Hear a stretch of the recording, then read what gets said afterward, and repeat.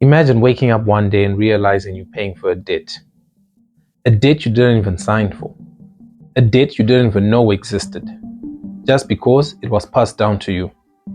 In Zimbabwe, there's a word for this: Ngozi.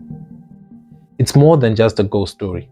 It's the idea that justice never dies, and sometimes the grave is only the beginning.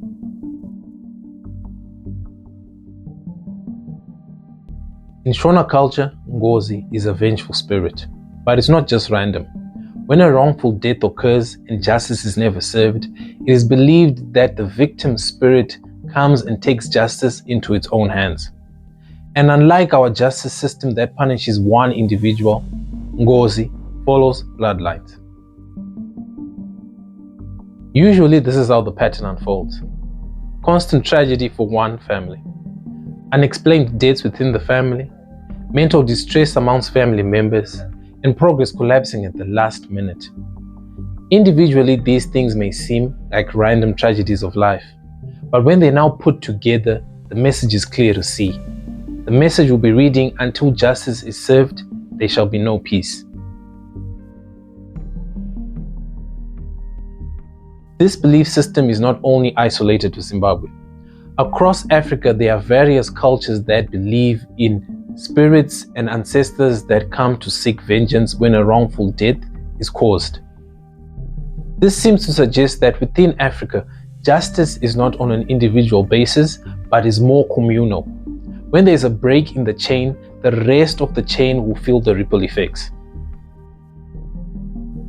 I've heard of stories of families who find themselves decades after a crime was committed, knocking on the doors of strangers, not because the Lord have sent them, but because their lives would have become so unstable that they had to ask themselves the questions: what did our forefathers do, and what can we do to make it right?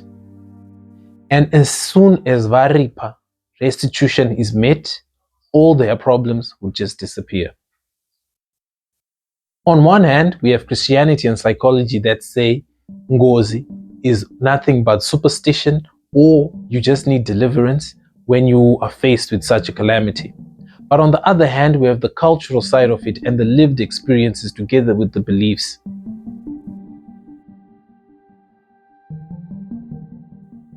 Most people are somewhere in between.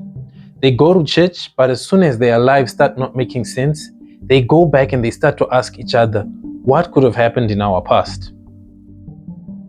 But let's take a step back.